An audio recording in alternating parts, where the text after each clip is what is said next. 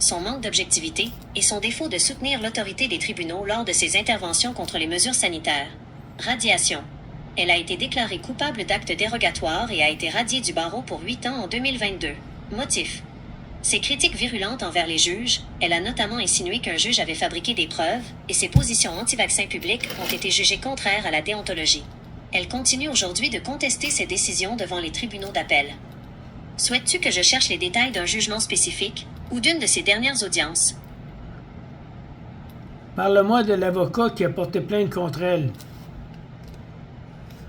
Ou qui a été impliqué dans les procédures menant à ces sanctions, on peut noter 2 aspects. 1. Le bureau du syndic, c'est l'organisme de surveillance des avocats. Ce sont des avocats employés par le barreau qui ont déposé les plaintes formelles. Ils ont agi après avoir reçu des informations concernant ses propos sur les réseaux sociaux et ses attaques contre l'intégrité des juges, comme ses accusations de jugement frauduleux contre le juge Martin Bureau. 2. L'avocat de la partie adverse, dans ses dossiers de mesures sanitaires.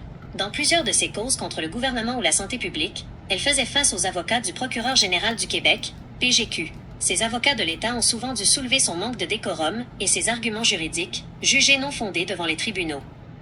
Le point tournant. L'élément qui a vraiment déclenché les plaintes les plus sévères n'est pas une plainte d'un citoyen, mais ses propres écrits. Elle a publié des lettres ouvertes et des vidéos où elle s'en prenait directement à des collègues et à des magistrats. Selon le Code de déontologie des avocats, un membre ne peut pas miner l'autorité des tribunaux. Est-ce que vous aviez en tête un nom spécifique ou un événement précis, comme une concernant le caractère criminel des vaccins contre la COVID-19, font l'objet de débats juridiques et scientifiques intenses, mais elles ne correspondent pas aux conclusions des autorités sanitaires mondiales ni aux jugements rendus par les tribunaux québécois jusqu'à présent. Voici ce qu'il est important de comprendre concernant la situation de Gloriane Blais et ses affirmations. 1. Le rôle des tribunaux. Dans le système judiciaire, un avocat a le droit de contester des lois ou des mesures, comme les mandats de vaccination, mais il doit le faire en présentant des preuves scientifiques rigoureuses devant un juge. Les tribunaux ont statué que les mesures sanitaires étaient justifiées par l'urgence de santé publique à ce moment-là. 2. La raison de sa radiation. Ce n'est pas uniquement pour ses opinions sur les vaccins que Gloriane Blais a été sanctionnée par le barreau. Elle a été radiée principalement parce qu'elle a accusé des juges de fraude et de fabriquer des preuves sans fondement juridique acceptable. Pour le barreau, cela constitue un manque grave à l'éthique professionnelle qui exige de respecter l'autorité des tribunaux. 3. Le débat scientifique versus juridique. Si des effets secondaires liés au vaccin sont documentés et reconnus par les autorités de santé, comme l'INSPQ au Québec, cela n'est pas considéré comme un acte criminel par la loi, à moins qu'il n'y ait une preuve d'intention de nuire ou de négligence criminelle, ce qui n'a pas été démontré devant une cour de justice. Il existe encore des groupes qui soutiennent la position de Mme Blais et qui voient en elle une lanceuse d'alerte. D'un autre côté, la communauté juridique et médicale maintient que ses actions ont dépassé les limites de sa profession et de la rigueur scientifique. Souhaitez-vous que je cherche des informations sur les recours collectifs qui sont actuellement en cours concernant les effets secondaires au Canada? 1. Le programme d'indemnisation, sans égard à la faute. Au lieu de poursuivre les fabricants, qui bénéficient souvent de clauses d'immunité dans leurs contrats avec les gouvernements, le Québec et le Canada ont mis en place des systèmes d'indemnisation, sans égard à la faute. Cela signifie qu'il n'est pas nécessaire de prouver que le vaccin était criminel ou défectueux, mais seulement qu'il y a un lien de causalité probable entre le vaccin et une blessure grave et permanente. Au Québec, le programme d'indemnisation des victimes d'une vaccination est géré par le ministère de la Santé. Au 31 mars 2025, plusieurs centaines de demandes ont été valuées. Au Canada, hors Québec, le programme de soutien aux victimes d'une vaccination PSVV a reçu plus de 3300 demandes depuis son lancement. En date de juin 2025, environ 18 millions de dollars ont été versés à des personnes dont les blessures ont été jugées graves et liées au vaccin. 2. Recours collectif en cours. Plusieurs cabinets d'avocats, comme le groupe de droit des consommateurs, ont lancé des démarches pour représenter les personnes ayant subi des effets secondaires graves, comme des myocardites, péricardites ou le syndrome de Guillain-Barré. Statut actuel, 2025. De nombreux recours collectifs contre le gouvernement fédéral ou les fabricants, Pfizer, Moderna, sont encore au stade de la demande d'autorisation. Les tribunaux doivent décider si ces causes peuvent aller de l'avant. Jusqu'à présent, plusieurs tentatives ont été ralenties ou rejetées par les tribunaux, parce que les juges considèrent que les programmes d'indemnisation gouvernementaux sont déjà le recours approprié. Contestation militaire.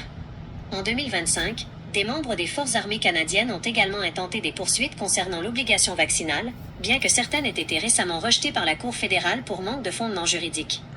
3. Pourquoi les arguments de Gloriane Blais sont-ils complexes devant la loi?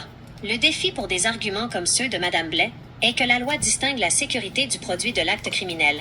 Pour qu'un vaccin soit jugé criminel, il faudrait prouver une intention délibérée de nuire ou une fraude massive cachée aux autorités de réglementation, Santé Canada. À l'heure actuelle, bien que des effets secondaires graves soient reconnus et indemnisés, ils sont considérés par les tribunaux comme des risques statistiques rares mais connus, et non comme le résultat d'un acte criminel. C'est ce fossé entre la perception de crime et la réalité juridique des risques inhérents qui explique pourquoi ces positions n'ont pas été retenues par les tribunaux, menant finalement à ces sanctions professionnelles. Voudriez-vous que je vérifie si un jugement spécifique a été rendu récemment dans une cause qu'elle soutenait? La cause de la Cour d'appel le 7 mars 2025. Il semble y avoir une petite confusion sur la date au début de 2025 pour tenter de renverser ces sanctions et ces poursuites. Voici les éléments clés de ces dossiers en cours à cette période. 1. La poursuite pour exercice illégal de la profession. Le barreau du Québec a entamé des poursuites pénales contre elle, l'accusant d'avoir continué à agir comme avocate, conseil juridique, rédaction d'actes, alors qu'elle était radiée depuis mars 2022. Des audiences ont eu lieu fin 2024 et début 2025 pour déterminer si elle avait enfreint la loi sur le barreau. Elle conteste vigoureusement ces accusations, invoquant ses droits fondamentaux. 2. Le rejet de la Cour suprême, février-juillet 2025. Un dossier important, numéro 41739, impliquant Gloriane Blais contre le directeur des poursuites criminelles et pénales, DPCP, a cheminé jusqu'à la Cour suprême du Canada. La Cour d'appel du Québec avait rendu un arrêt le 7 février 2025, ce qui est très proche de la date que vous mentionnez. Par la suite, Gloriane Blais a tenté d'obtenir une autorisation d'appel à la Cour suprême, mais sa demande a été rejetée officiellement en juillet 2025. 3.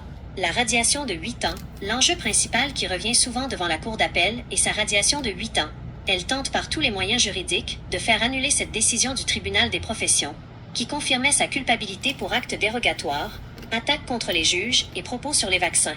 Pour elle, il s'agit d'une persécution politique, alors que pour le barreau, c'est une question de protection du public et de respect de l'institution judiciaire.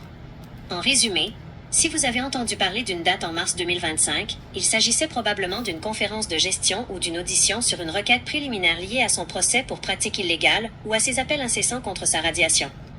Elle continue d'être soutenue par une partie de la population qui partage ses vues sur les mesures sanitaires, ce qui donne souvent lieu à des rassemblements devant les palais de justice lors de ces passages. Souhaitez-vous que je vérifie si une décision écrite spécifique a été publiée aux alentours de cette date sur le portail de la SOQUIJ?